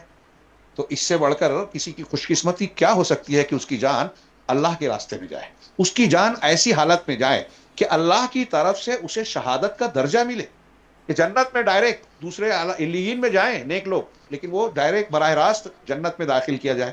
اللہ کے نبی صلی اللہ علیہ وسلم، اور پھر ان کے احد کے شہداء کے بارے میں جو حدیث ہے کہ اللہ کے رسول صلی اللہ علیہ وسلم نے ان کے بارے میں کہا کہ اللہ نے پیغام دیا کہ شہداء احد سے اللہ تعالیٰ نے جنت میں سوال کیا کہ کیا تمہیں کچھ اور چاہیے؟ تو انہوں نے کہا کہ ہم جو چاہتے تھے اس سے بڑھ کر ملا. کئی مرتبہ پوچھنے کے بعد جب ان کا اللہ کا سوال پھر ہوگا، تو شہداء احد نے جواب دیا، یا شہداء یہ جواب دیتے ہیں کہ اے اللہ، اگر تو پوچھ ہی رہا ہے کہ ہم کو کیا چاہیے، تو اب ایک خواہش یہ ہم بیان کر رہے ہیں کہ تو ایک کام کر کے اللہ رب العالمین ہمیں پھر سے دنیا میں بھیج دے، دنیا جس سے آئے ہیں ہم پھر سے دنیا میں بھیج دے، تاکہ ہم پھر سے تیرے راستے میں اپنی جان قربان کریں، شہید ہوں. نبی کریم صلی اللہ علیہ وسلم کہیں کہ اگر میری امت پر لولا ان اشق علی امتی لوددت ان اقتل فی سبیل اللہ ثم احیا ثم اقتل ثم احیا ثم اقتل. غضب کی فضیلت ہے. اللہ کے نبی صلی اللہ علیہ وسلم کہا کہ اگر میری امت پر اس بات پر یہ شاک نہ ہوتا تو میں یہ پسند کرتا کہ اللہ کے راستے میں مجھے قتل کیا جائے، پھر زندہ کیا جائے، پھر قتل کیا جائے، پھر زندہ کیا جائے، پھر قتل کیا جائے. ایک چیز جو ہمیں ٹھیک ہے وہ مظلومیت ہے، اس کا میں یہ مطلب یہ نہیں بیان کرنا چاہتا کہ یہ ظلم نہیں ہے، وہ ظلم ہو رہا ہے، ظالم کی طرف سے ظلم ہو رہا ہے، لیکن جو مظلوم ہے اگر اس کو شہادت کا درجہ مل رہا ہے تو حقیقت میں اس کا نقصان نہیں، بہت بڑا فائدہ ہو رہا ہے. یہ حکمت اللہ کی غور کیجئے کہ وہ بندے کو نواز رہا ہے. صحابہ کرام اور سلف میں ایک بڑی تعداد آپ کو ایسے ملے گی جو اللہ سے دعا کرتے تھے کہ اللہ تیرے راستے میں شہادت دے مجھے، کیونکہ شہید کے ایسے اعلیٰ اور اونچے درجے کا اللہ تبارک و تعالیٰ نے وعدہ فرمایا ہے، ہاں، کہ وہ زندہ ہیں، دوبارہ دنیا میں آنے کی آرزو کریں گے تاکہ پھر سے شہید کیے جائیں. تو جس شہادت پر ہم اللہ سے شکوہ کر رہے ہیں، بدگمانی کر رہے ہیں کچھ لوگ، وہ شہید یہ چاہتا ہے کہ پھر سے آؤں اور پھر سے مارے جاؤں.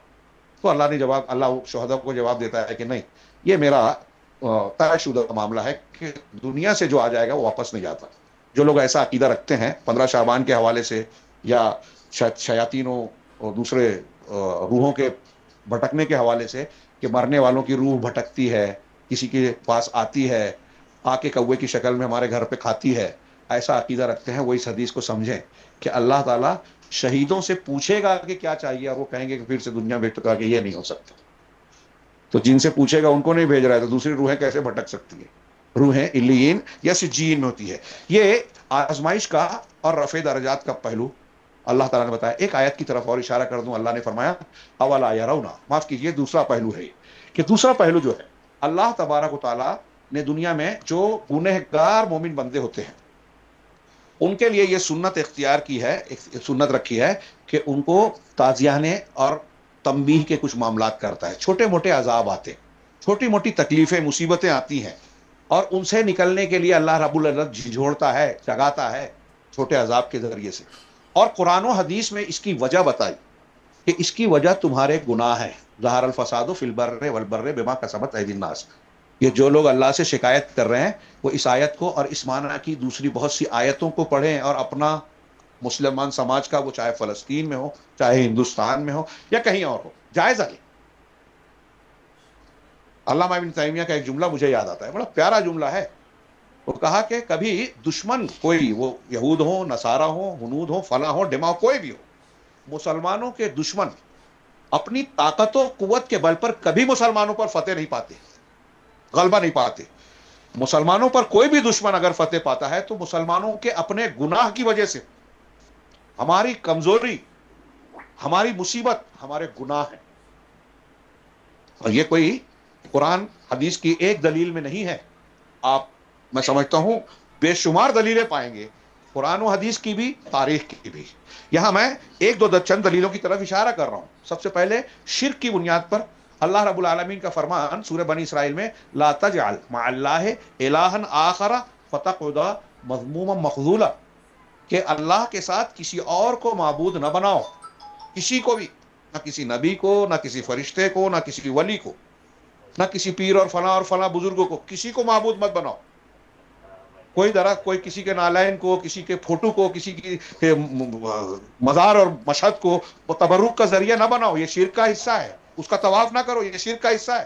کسی اور پر اللہ کی طرح بھروسہ مت کرو. عالم الغیب نہ مانو، مردوں کو زندہ کرنے والا نہ مانو، وحدت الوجود کو نہ مانو.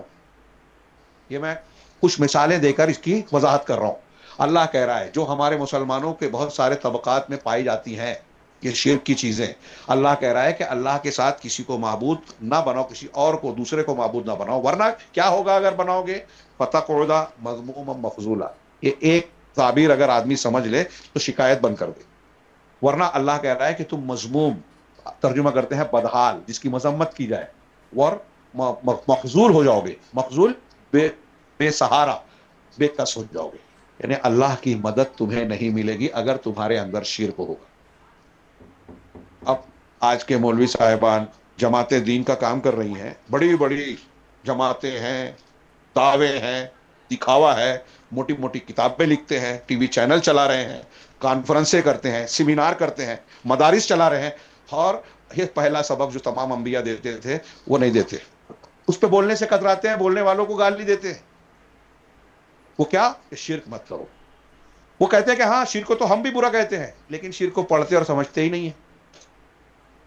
ایک آدمی قبر پہ سجدہ کر رہا ہے، نہ غیر اللہ کے نام کی نظر و نیاز کر رہا ہے، یا شیخ عبد القادر جیلانی، یا رسول اللہ، یہ سوچ کر پکارتا ہے کہ وہ ہماری پکار کو سن رہے ہیں، حاضر ہیں، اور ایسے اور بہت سے عقیدے. اب آپ کہیں گے کہ یہ شرک ہے، تو کہیں گے کہ یہ شرک تھوڑی ہے، ہم ان کو اللہ تھوڑی مان رہے ہیں. وہ کفار مکہ بھی تو یہی کرتے تھے، اپنے معبودوں کو اللہ نہیں مانتے تھے، واسطہ مانتے تھے. تو شرک مسلمانوں میں ہے. یہ میں نے جو دو دعویٰ کیا تھا، مصیبتیں جو مسلمانوں پہ آتی ہیں، نیک متقی پرہیزگار کے لیے آزمائش، رفع درجات، اجر کا باعث، برے مسلمانوں کے لیے عذاب، تنبیہ، چھوٹے چھوٹے عذاب، اللہ کی طرف سے تعزیانے. اس کی دلیل دے رہا ہوں. ایک آیت پیش کی. دوسری آیت، یہ اللہ کا حق کی بات آ گئی اس آیت میں. دوسرے رسول کے حق کا میں ذکر کروں، سورہ نور کی آیت آپ بار بار سنتے ہیں، میں بھی ذکر کرتا ہوں، دوسرے علماء بھی ذکر کرتے ہیں. اللہ نے فرمایا فَلْيَحْذَرِ الَّذِينَ يُخَالِفُونَ عَنْ أَمْرِهِ أَن تُصِيبَهُمْ فِتْنَةٌ أَوْ يُصِيبَهُمْ عَذَابٌ أَلِيمٌ. کہ جو لوگ اللہ کے رسول کے حکم کی، سنت کی مخالفت کرتے ہیں، انہیں اس بات سے ڈرنا چاہیے کہ انہیں فتنہ آ جائے یا دردناک عذاب. فتنے کی ایک تفسیر علماء سلف و خلف نے کی ہے، دنیا کا عذاب. یعنی اگر رسول کے حکم کی مخالفت کرو گے تو دنیا کا عذاب آئے گا. میں اس تناظر میں غزوہ احد کا ذکر کرنا چاہتا ہوں، ہاں، جو فلسطین کا تھا، وہ شاید آگے رہ جائے، یہیں ذکر کر دوں. غزوہ احد میں کچھ صحابہ نے ایک غلطی کی تھی، ایک غلطی، جن کو گھاٹی پہ اللہ نے مقرر کیا تھا 50 میں سے 40 لوگ ہٹ گئے، یہ دیکھ کر کے ہمیں فتح مل رہی ہے، دشمن بھاگ گیا ہے، ہم چلو مال غنیمت سمیٹیں گے. جبکہ امیر دستہ نے ان کو روکنے کی کوشش کی. اللہ کے رسول کی تلقین تھی کہ کسی بھی قیمت پہ یہاں سے ہٹنا نہیں، ہمیں فتح ہو یا شکست. لیکن ان میں سے 40 لوگ چلے گئے. اس وقت حضرت خالد بن ولید کفار کی طرف سے تھے، اپنا دستہ لے کے اسی گھاٹی سے پیچھے سے حملہ آور ہوئے، اور مسلمانوں کی فتح کا نقشہ بدل گیا. شکست نہیں ہوئی لیکن فتح بھی نہیں رہی. پہلے وہ 10 صحابہ جو وہاں رکے تھے رسول کے حکم کے مطابق، پہلے ان کو مارا گیا. غور کیجئے کہ اگر غلطی مسلم سماج میں کچھ لوگ کرتے ہیں تو اس کا جو اثر ہے وہ ان کے ساتھ ساتھ ان لوگوں پر بھی مرتب ہوتا ہے جنہوں نے بظاہر غلطی نہیں کی، لیکن وہ شہید ہوئے تو نقصان بھی نہیں ہوا، اعلیٰ درجہ ملا، اللہ کے یہاں مقبول ہوئے. پھر اس کے بعد جو ہے مسلمانوں میں 70 صحابہ ٹوٹل شہید ہوئے. نبی کریم صلی اللہ علیہ وسلم زخمی ہوئے، آپ کی خود کی کڑیاں آپ کے رخسار مبارک میں دھنس گئیں، دانت جو ہے شہید ہوئے، چہرہ خون آلود ہوا، گھٹنا جو ہے زخمی ہو گیا. کتنا نقصان ہوا. ایک غلطی. قرآن کہتا ہے، یہ جو ابھی میں نے آیتیں پڑھی اس تناظر میں آپ پڑھیں گے قرآن میں، کہ فَأَصَابَكُمْ غَمًّا بِغَمٍّ، تم نے ایک غلطی کی، وَعَصَيْتُمُ الرَّسُولَ، وہاں کہا کہ جب تم کو اللہ نے وہ چیز دکھائی جو تم کو پسند آ رہی تھی دنیا کی، اور مال غنیمت سمیٹنے چلے گئے، رسول کو تم نے، رسول کی نافرمانی کی، تو اللہ نے تم کو غم پر غم دیا. یہ سب تکالیف آئی تمہارے سامنے. سوچئے کہ ایک غلطی صحابہ نے کی تھی. آج مسلمان دنیا میں کسی بھی خطے اور حصے میں اللہ کی کتنی نافرمانیاں کر رہے ہیں، پھر بھی اللہ رب العالمین ہمیں چھوٹ دے رہا ہے، موقع دے رہا ہے. اور پھر کہیں کہیں ایسی مصیبتیں آتی ہیں تو ہم اپنا جائزہ لینے اور اصلاح کرنے کی بجائے یہ اللہ پہ سے شکوہ کرتے ہیں، اللہ سے بدگمانی کرتے ہیں. میں ایسا کہتا ہوں کہ ہمارے جو لوگ کہتے ہیں نا کہ سعودی عرب مجرم ہے، قطر کویت مجرم ہے، فلاں، وہ ہوں گے جتنا ہوں گے، ہم اور آپ بھی مجرم ہیں. کیا ہمارے اور آپ کے اعمال اور عقائد ایسے ہیں جس سے اللہ رب العالمین کی رحمت اور مدد اور نصرت ملے، یا ہمارے اعمال، عقائد اور ہماری غفلتیں ایسی ہیں کہ اللہ کے عذاب کو ہم دعوت دے رہے ہیں؟ رسول کے حکم کی مخالفت ہم میں سے کتنے لوگ کہاں کہاں کرتے ہیں. کوئی وراثت کا مسئلہ آتا ہے تو بولتا ہے کہ ارے میں نے محنت کی، نہیں ماننا چاہتا. کوئی شادی بیاہ کا موقع آتا ہے تو کہتا ہے ٹھیک ہے، روز روز شادی تھوڑی ہوتی ہے، اور عورتوں بچوں کی خواہش ہے، چلو اس معاملے میں کر لیا جائے. دوست احباب اکٹھا کرتے ہیں تو کہا روز روز موقع کہاں ملتا، تھوڑا انجوائے کر لیا جائے. جوانی کے دن مخصوص ہیں، اس لیے اس عمر میں تھوڑا گناہ کر لیں، شراب پی لیں، زنا کر لیں، موبائل کا غلط استعمال کر لیں، اور مسجد سے دور رہ کے دنیا کی دوسری خرافات کر لیں. کیا فرق پڑتا ہے؟ ایسے مختلف سطحوں پر ہم شریعت کو طاق میں ڈالتے چلے جاتے ہیں تو اللہ کی رحمت کہاں سے آئے گی؟ فرائض میں کوتاہی، نماز میں، روزے میں، زکوٰۃ میں غلط استعمال کیا جا رہا ہے، پوری طریقے سے نکالا نہیں جا رہا ہے، ہیلے بہانے کیے جا رہے ہیں، سود لیا جا رہا ہے، ہاں، یہ سارے گناہ کر رہے ہیں. تو رسول کے حکم کی مخالفت ہو رہی ہے کہ نہیں ہو رہی ہے؟ تو اللہ تعالیٰ نے تو پہلے ہی کہا ہے کہ ڈرنا چاہیے کہ فتنہ آئے گا. یہ فتنے آ رہے ہیں پوری دنیا میں مسلمانوں پر، تو اس کے ذمہ دار ہم خود ہیں. اللہ تبارک و تعالیٰ نے ایک اور آیت میں کہا وَمَنْ أَعْرَضَ عَنْ ذِكْرِي فَإِنَّ لَهُ مَعِيشَةً ضَنْكًا، جو میرے ذکر سے، میری شریعت سے، میرے دین سے اعراض کرے گا. صرف اس ایک جملے کو بھی سمجھ لیجئے کافی ہے. جو میرے ذکر سے، میں نے پہلے میں اللہ کا حق بتایا، دوسرے میں رسول کے حق کی مخالفت، تیسرے اب دین اور شریعت کے عمومی قرآن کا حق. قرآن و حدیث سے جو اعراض کرے گا، اللہ کے ذکر سے اعراض کرے گا، روگردانی کرے گا، توجہ نہیں دے گا، تو اللہ کہہ رہا ہے فَإِنَّ لَهُ مَعِيشَةً ضَنْكًا، تو اس کے لیے تنگ زندگی ہوگی، تنگ گزران ہوگا. اور پھر آگے آیت، فی الحال تشریح کا موقع نہیں ہے، ابھی جلدی میں نے اس پر خطبہ دیا تھا. آگے آیت پڑھیے تو آخرت کے عذاب کا ذکر آیت کے اگلے حصے میں، جس سے بالکل صاف ہو جاتا ہے کہ معیشتاً زنکا والا عذاب دنیا کا ہے یا قبر کا ہے، جیسا کہ بعض علماء کہتے ہیں دونوں مراد ہو سکتا ہے، اور دونوں مراد ہے کہ قبر میں جو ہے گنہگار کو جو ہے قبر جو ہے وہ پیس دے گی، اس کو کیا کہیں گے، جکڑ دے گی، دونوں انگلیاں ڈال کے اللہ کے نے بتایا۔ اور دنیا میں تنگ زندگی کیا ہے؟ فاقہ ہونا، پریشان ہونا، مصیبتوں کا آنا، دشمن کا مسلط ہو جانا، اور گھروں کا اجڑ جانا، برباد ہو جانا وغیرہ وغیرہ، جو دنیا کی مصیبتیں وہ سب آ گئی اس میں۔ ایک آیت سورہ توبہ کی آخر کی ہے، اولا یرون انہم یفترون فی کل عام مرۃ او مرتين ثم لا يتوبون ولا هم يذکرون، کیا وہ دیکھتے نہیں کہ سال میں ایک مرتبہ دو مرتبہ فتنے میں ڈالے جاتے ہیں، پھر بھی توبہ نہیں کرتے اور نصیحت نہیں پکڑتے؟ مطلب یہ کہ جو مصیبتیں آتی ہے اس پر ہم ایک دوسرے پر الزام دینے، اللہ رب العالمین سے شکوہ شکایت اور بدگمانی کرنے کی بجائے ہمیں اپنا جائزہ لینا چاہیے، اپنے گناہوں سے توبہ کرنی چاہیے، اور جو ہے نصیحت لینی چاہیے کہ اللہ رب العالمین کے چاہے بغیر جب ایک پتا بھی نہیں ہلتا اور پورا فلسطین جل رہا ہے، تباہ ہو رہا ہے، غزہ پورا غزہ جو ہے تباہ ہو رہا ہے، شام میں لاکھوں لوگ مار دیے گئے، اور دوسری جگہوں پر جو ہے مصیبتیں آ رہی ہیں، تو ظاہر سی بات ہے کہ اللہ کی مشیت سے ہی ہو رہا ہے، اور اللہ کی کوئی مشیت یا کوئی فیصلہ حکمتوں سے خالی نہیں ہوتا، بیکار نہیں ہوتا، ظلم نہیں ہوتا۔ تو ہمیں جائزہ لینا چاہیے کہ ہمارے گناہ کتنے بڑے ہیں۔ ہاں، یہ تو جو میں نے بیان کیا کہ ایمان والوں پر جو مصیبتیں آتی ہیں اس کا تعلق۔ اب دوسرا پہلو لیجئے کہ جو بے ایمان ہے، جو بلڈوزر مسلمانوں کے گھروں پر چلا رہے ہیں، مسجدوں کو توڑ رہے ہیں، قانون بنا رہے ہیں، بم گرا رہے ہیں، مکانوں کو تباہ و برباد کر رہے ہیں، کوئی انسانیت کی کسی قانون اور قاعدے کا لحاظ نہیں کر رہے ہیں مسلمانوں کے حق میں، تو اب انسان سوچتا ہے کہ کوئی فرد یا گروہ حق اور اہل حق کے خلاف اناد، دشمنی، ظلم اور زیادتی کا رویہ اختیار کرتا ہے، اس کے باوجود وہ طاقت والا ہے، قوت والا ہے، ترقی کر رہا ہے، اس کو سپر پاور امریکہ، یورپ، اس کے پاس یہ طاقت ہے، اس کے پاس وہ طاقت ہے، اور پھر میڈیا وڈیا کے ذریعے سے سارے ظلم کرنے کے بعد خود کو سب سے زیادہ سفید پوش اور امن اور انسانیت والا بھی بتاتے ہیں۔ تو پھر سوال یہ ہے، یہاں ہوتا ہے ایک مسلمان کے دل میں یہ خیال آتا ہے، اور میں کہوں کہ وہ جو جہالت والا ہوتا ہے وہ سوال کرتا ہے کہ یہ ظلم کرتے ہوئے اتنی ترقی کیسے کر رہے ہیں؟ تو اس میں کسی غیر مسلم کو جب چھوٹ ملتی ہے، مسلمان کے مصیبت اور غیر مسلم کی ترقی، اس کے بھی کئی پہلو ہیں، اس میں اللہ رب العالمین کی بہت سی حکمتیں ہیں۔ میں سرسری طور سے کہوں کہ اس کی ایک حکمت یہ ہوتی ہے کہ وہ اپنے گناہ میں اللہ تبارک و تعالیٰ کی ڈھیل اور استدراج کے ذریعے سے مزید پکے اور پختہ ہو جائیں، اور یہ طے ہو جائے اللہ کے ہاں کہ یہ سزا کے، سخت سزا کے، جہنم کے مستحق ہے۔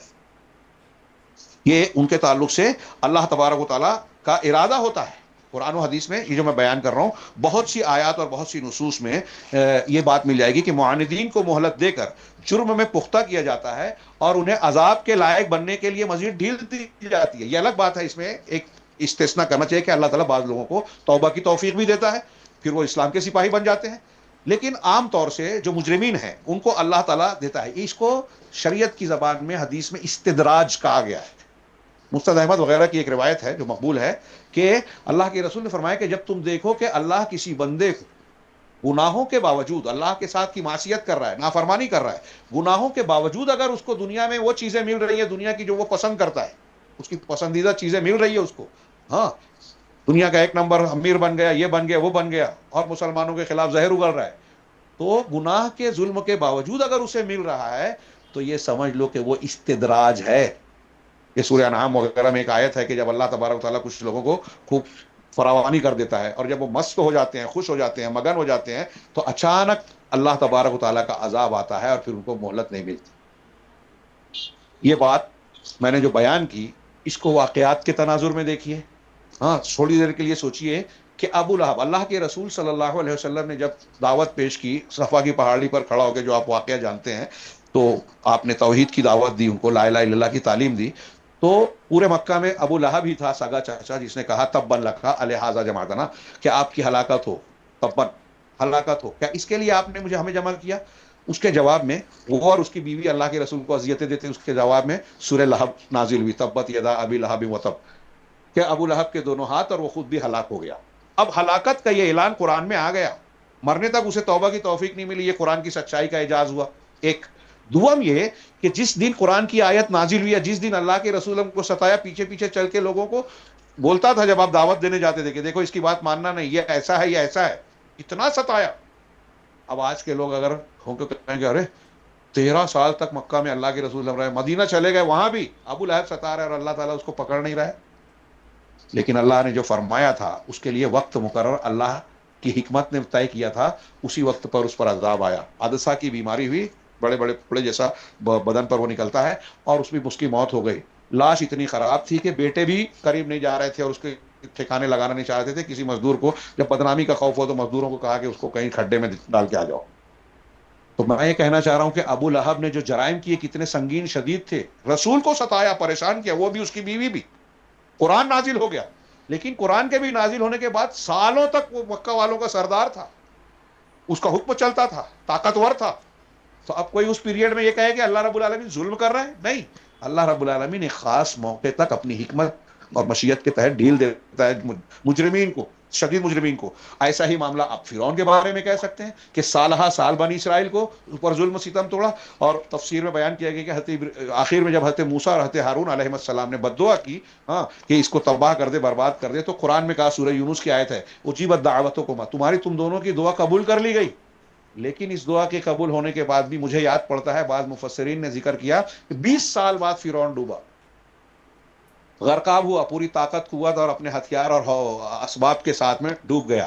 آج ہم جیسا کہ میں نے کہا کہتے ہیں کہ اس کا برا انجام ہوا, لیکن جب فرعون ظلم کر رہا تھا اس 20 سال اور 25 سال اور 40 سال کے پیریڈ میں آپ دیکھیے, تو کوئی یہ کہہ سکتا تھا کہ ارے فرعون اتنا ظلم کر رہا ہے, جھوٹے دعوے کر رہا ہے, اپنے آپ کو رب الہ کہہ رہا ہے, پھر بھی جو ہے اللہ تعالیٰ اس کو چھوٹ دے رہا ہے. یہ اللہ رب العالمین کی حکمت تھی, اس کا بھی امتحان تھا. جو لوگ اس کو ماننے والے تھے ان کا بھی امتحان تھا, جو اس کے ظلم کا شکار تھے ان کا بھی امتحان تھا. تو آپ اس طریقے سے دیکھیے کہ جو برے لوگ ہیں ان کے سنگین انجام بھی بہرحال ہوتے ہی ہیں. لہٰذا اگر کوئی مسلمان یہ عقیدہ رکھے کہ برے لوگوں کا اچھا انجام ہوگا تو وہ اللہ کی قدرت کا, اس کی خوبیوں کا انکار کر رہا ہے, اللہ پر الزام لگا رہا ہے کہ اللہ تعریف کے لائق نہیں ہے بلکہ غلط کام بھی کرتا ہے. ایسا ہو ہی نہیں سکتا کہ برے آدمی کا اچھا انجام ہو. یہی حال ابو جہل کا ہے, شروع سے ستا رہا تھا, مخالفتیں کر رہا تھا, اور سالہ سال جو ہے زندگی سرداری کے مزے لیتا رہا. بالآخر بدر میں عبرتناک انجام سے دوچار ہوا جو ہم اور آپ جانتے ہیں. ہاں, ظلم اور گناہ کے باوجود ملنے والی ڈھیل اور ظاہری ترقی دراصل اللہ کا مکر اور اس کا استدراج ہے. وَمَكَرُوا وَمَكَرَ اللَّهُ, اللہ کا مکر یہی ہے کہ گناہ کے بعد اللہ چھوٹ دیتا ہے, موقع دیتا ہے, تو اس آدمی سمجھتا ہے کہ میں اللہ کا پسندیدہ ہوں, آخر میں اللہ تبارک و تعالیٰ جو ہے اس کو پکڑتا ہے. یہ میں نے 2 چیزیں بیان کی اللہ کی حکمت و مصلحت کے تناظر میں. نتیجے کے طور پر جو ہم بات نکالتے ہیں, وقت زیادہ ہو رہا ہے, ہاں, وہ یہ کہ مومن بندہ ان سارے امور میں اللہ کے فیصلوں سے راضی ہوتا ہے. ایک ایمان والے کا یہ تقاضا ہوتا ہے. غزوہ احد میں نے کہا کہ اشارہ کروں گا, آپ سوچئے کہ غزوہ احد میں جب جنگ ہوئی 3-4 کردار ملتے ہیں. مسلمانوں پر مصیبت آئی, اس میں ایک مسلمانوں کا کردار تھا, ایک کفار و مشرکین کا کردار تھا جو کھلا مخالفین کا, ایک منافقین کا کردار. ایسے ہی آپ فلسطین میں دیکھیے, شام میں دیکھیے, ہندوستان میں دیکھیے, تو آپ کو کفار و مشرکین اور پھر مظلوم مسلمان کا کردار نظر آئے گا, اور بیچ میں ایک طبقہ ایسا بھی نظر آئے گا جو مسلمانوں کے جیسا تو ہے لیکن وہ منافق ہے, مسلمانوں کے خلاف غیروں کے ایجنڈے کو پورا کرتا ہے. جو سچے مسلمان ہیں ان کو لوگوں کے سامنے برا بناتا ہے, اور جو غیروں کے, دشمنوں کے مقاصد ہیں اس کو مسلمانوں میں پھیلاتا ہے, ان کا حوصلہ توڑتا ہے, ان کے ایمان کو بگاڑتا ہے, ان کو ایسی باتیں بیان کرتا ہے جس سے حوصلے ٹوٹتے ہیں, ایمان کے خلاف آدمی بات کرتا ہے. چنانچہ غزوہ احد کے وہ کردار آپ کو یہاں بھی نظر آئیں گے. اسی طرح مشرکین مکہ اور ایک معاملہ جو ہے صلح حدیبیہ کا سامنے لیجئے. جب صلح ہوئی, اللہ رب العالمین نے اس صلح کو انا فتحنا لک فتحا مبینا کہہ کے کہا کہ یہ تم کو کھلی ہوئی فتح ملی ہے. حضرت عمر کو یہ بات سمجھ میں نہیں آ رہی تھی, وہ آپ واقعہ پڑھیے, اعتراض کر رہے تھے کہ کیا یہ فتح ہے. دیکھیے آج کو لوگ پہلے فتح حضرت بکر صدیق سے کہا, بکر صدیق مطمئن تھے کہ جب اللہ نے کہا, رسول نے کہا تو ہم مانتے ہیں. دیکھیں یہاں حضرت بکر صدیق کا ایمان اور یقین ان سے اونچا. پھر بعد میں حضرت عمر بھی قائل ہو گئے, اور پھر بعد کے واقعات نے بتایا کہ صلح حدیبیہ بظاہر مسلمانوں نے دب کر کی تھی. اس میں جو شکیں ہیں آپ سیرت میں پڑھیے, سنا ہوگا آپ نے کہ اگر آپ کا قیدی ہمارے پاس آئے تو ہم نہیں لوٹائیں گے, لیکن ہمارا آدمی آپ کے پاس جائے, آپ کا آدمی ہمارے پاس آئے تو ہم نہیں لوٹائیں گے, ہمارا آدمی آپ کے پاس آئے تو آپ کو لوٹانا پڑے گا. مکہ کے ایک شک میں بتا رہا ہوں, اور اس کو قبول کیا. تو بظاہر اس میں کمزوری نظر آ رہی ہے, لیکن حقیقت میں اس میں طاقت ہے کہ مسلمانوں کو یہ کانفیڈنس ہے کہ ہمارا کوئی آدمی ان کے پاس واپس نہیں جائے گا. ان کو ڈر ہے کہ ہمارے آدمی ادھر جائیں گے, اس لیے یہ رکھیں شرط. تو مسلمانوں کے لیے فتح، اور جب صلح حدیبیہ ہوئی تو فتح مبین کیسے ثابت ہوئی؟ کہ اس درمیان میں دعوت و تبلیغ کا کام بڑے پیمانے پر پورے عرب میں ہوا اور بہت سارے قبائل اسلام میں داخل ہوئے۔ میں یہاں صلح حدیبیہ کی مثال اس تناظر میں دے رہا ہوں کہ اللہ تعالیٰ کے بعض فیصلوں میں ہمیں لگتا ہے کہ ہم دب رہے ہیں، لیکن وہ ہمارے لیے خیر ہوتا ہے۔ ایسے ہی کچھ واقعات مصیبتوں پریشانی کے ہمیں نظر آ رہے ہیں، تو وہاں ہمیں یہ یقین رکھنا چاہیے کہ اس میں اللہ رب العالمین نے ہمارے لیے، مسلمانوں کے لیے کوئی نہ کوئی خیر ضرور رکھا ہے۔ اللہ تبارک و تعالیٰ ظلم نہیں کرتا۔ اب اس تناظر میں ہم یہ کہیں گے کہ جب بندہ مومن یہ مانتا ہے تو اس سے اللہ تبارک و تعالیٰ سے بدگمان نہیں ہونا چاہیے۔ اللہ تبارک و تعالیٰ سے بدگمان کون ہوتا ہے؟ جو اللہ تعالیٰ کے اسماء و صفات پر کما حقہ ایمان نہیں رکھتا، اللہ کی معرفت نہیں رکھتا، اللہ کی حکمت کو نہیں مانتا، اللہ کے علم و قدرت کو نہیں مانتا، اللہ تبارک و تعالیٰ کی تقدیر کا انکار کرتا ہے۔ اور یہ میں نے جیسا کہ شروع میں کہا تھا کہ کفار، مشرکین اور منافقین کا شیوا ہے۔ بات کو سمیٹتے ہوئے قرآن کی دو آیت اور علامہ ابن قیم کی ایک عبارت بات کا بیان کر کے میں پڑھتا ہوں۔ یہ شیخ محمد عبد الوہاب رحمہ اللہ کی جو مشہور عام کتاب ہے، عالمی سطح پر جو اللہ نے قبولیت بخشی ہے، کتاب التوحید، اس میں اللہ سے بدگمانی کا ایک باب باندھا ہے۔ اس باب کو پڑھیے۔ میں اسی میں دی ہوئی آیت میں نے شروع میں پڑھی تھی، اس کا ابتدائی حصہ اور علامہ ابن قیم کی عبارت پڑھ رہا ہوں، اس کی شرح کا فی الحال موقع نہیں ہے۔ اللہ نے ارشاد فرمایا یظنون باللہ غیر الحق ظن الجاہلیہ یقولون هل لنا من الامر من شیء۔ یہ منافقین کی بات ہے۔ غزوہ احد میں جب مسلمان گئے اور ان کو نقصان پہنچا تو جیسے ہمارے لوگ بولتے ہیں نا کہ ہم بول رہے تھے نا یہ نہیں ماننا چاہیے تھا، تو اللہ اور رسول کے حکم کی تعمیل پر یہ لوگ تانا کس رہے ہیں کہ مسلمان اگر ہماری بات مان لیتے، گھر میں رہتے، تو یہاں غزوہ احد میں، بدر احد کے میدان میں جو ہے شہید نہ کیے جاتے، نقصان نہ اٹھاتے۔ تو کہا اس تناظر میں کہ یہ منافقین اللہ کے بارے میں جاہلیت والے ناحق گمان کر رہے تھے۔ جاہلیت والا یعنی اسلام کا تقاضا طریقہ نہیں ہے کہ اللہ تبارک و تعالیٰ سے بدگمانی کی جائے۔ کیا بدگمانی آگے واضح ہوگا۔ کہتے ہیں کہ اس امر میں ہمیں بھی کچھ اختیار ہے، ہم اپنے طور سے فیصلہ کر سکتے ہیں۔ آپ فرما دیں کہ ان امور میں کسی کا کچھ حصہ نہیں، سارے اختیارات صرف اللہ کے قبضے میں ہیں۔ یہ لوگ اپنے دلوں میں بہت سی باتیں مخفی رکھتے ہیں جو آپ پر ظاہر نہیں کرتے۔ کہتے ہیں کہ اگر ہمارے بس میں ہوتا تو ہم یہاں مارے نہ جاتے، غزوہ احد میں مارے نہیں جاتے اگر ہماری بات مان لیتے، ہمارے بس میں ہوتا۔ آپ ان سے کہہ دیں کہ اگر تم موت سے بچنے کی بات کر رہے ہو، جو مرا وہ زندہ بچ جاتا، آپ یہ کہہ رہے ہو، تو آپ ان سے کہہ دیں کہ اگر تم اپنے گھروں میں بھی ہوتے تو جن کی موت لکھی تھی وہ ضرور اپنی قتل گاہوں کی طرف نکل آتے۔ اور یہ سارا ماجرا اس لیے پیش آیا کہ اللہ تعالیٰ تمہارے سینوں کی بات کو، یہاں حکمت جو میں نے ابھی بیان کیا کہ ان مصیبتوں کی کیا حکمت ہوتی ہے، تو دیکھیے اس آیت میں کہا کہ یہ سارا معاملہ کیوں ہوا؟ تاکہ اللہ تمہارے سینوں کی بات کو آزمائے، جانچ لے، پڑتال لے وے، اور تمہارے دلوں میں جو کچھ ہے اسے خالص کر دے اور نکھار دے، نیک لوگوں کو نکھار دے وے۔ یقیناً اللہ دلوں کا حال خوب جانتا ہے۔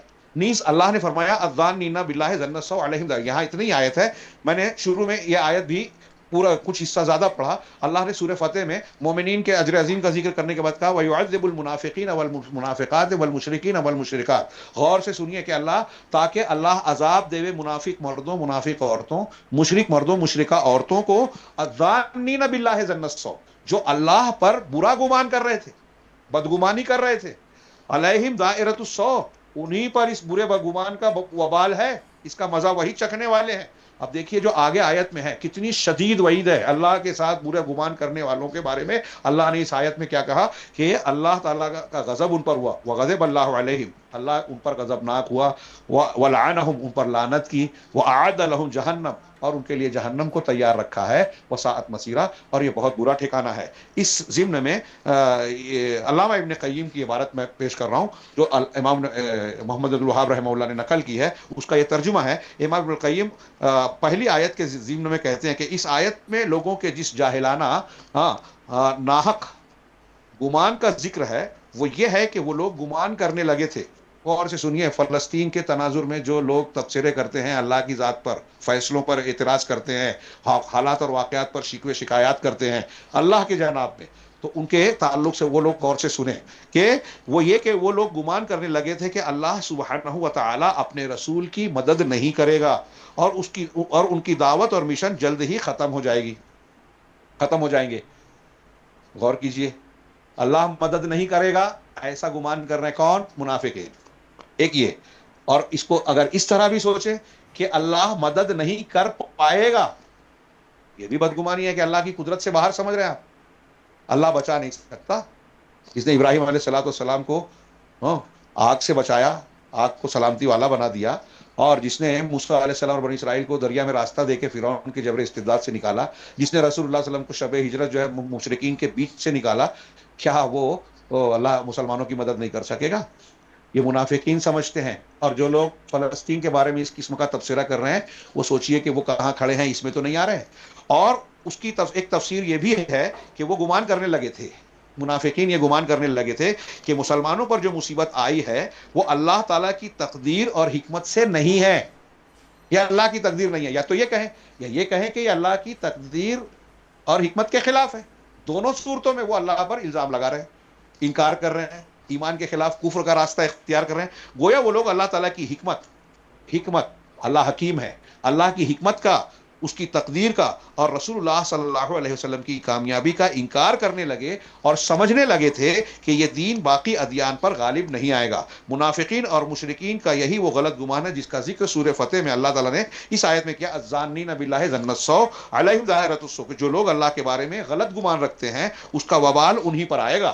کیا؟ کیونکہ یہ آخری چند لائن ہے، بہت غور سے سنیں، نتیجے کی بات میں سمجھتا ہوں، یہ ہمارے ایمان سے تعلق رکھتا ہے۔ اگر ہم نے اس کو صحیح نہیں سمجھا تو ہم کافر بھی بن سکتے ہیں، اللہ تبارک و تعالیٰ کی حکمت، تقدیر اور مشیت کا اگر انکار کرتے ہیں، اس پر اعتراض کرتے ہیں۔ اللہ ہمیں کفر سے بچائے۔ چنانچہ جو لوگ اللہ کے، کیونکہ ایسا گمان اللہ کی شان، ایسا گمان کہ اللہ مدد نہیں کرے گا، مدد نہیں کر پائے گا، مسلمانوں کی سنتا نہیں ہے، ظالموں کو سزا نہیں دیتا، مظلوموں کی مدد نہیں کرتا، اس قسم کے جو خیالات ہیں، گمان ہے، یہ کہہ رہے ہیں کہ یہ اللہ کی شان، مرتبہ، اس کی حکمت، تعریف و بزرگی اور سچے وعدے کے خلاف ہے۔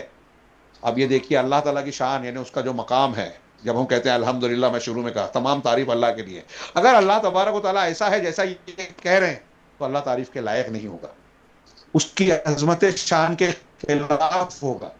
ہم دنیا میں بھی اگر کوئی کسی ادارے کو چلا رہا ہے، اسکول کلاس کو چلا رہا ہے، اور بچے جو ہے اس کے کنٹرول میں نہیں، کہتے ہیں کہ اس کے اندر ایڈمنسٹریشن نہیں ہے، صلاحیت نہیں ہے اس استاد میں، ٹیچر میں، بچوں کو کنٹرول نہیں کر پاتا۔ اللہ تبارک و تعالیٰ پوری کائنات کو چلا رہا ہے، پتے پتے پر اس کی حکمرانی ہے، تو اللہ رب العالمین ایک چیز چاہے گا نہیں کر پائے گا؟ کفار اور مشرکین کسی پر بم برسانا چاہیں، کسی کو جو ہے تباہ کر دینا چاہیں، اللہ رب العالمین ان کو روکنا چاہے نہیں روک پائے گا؟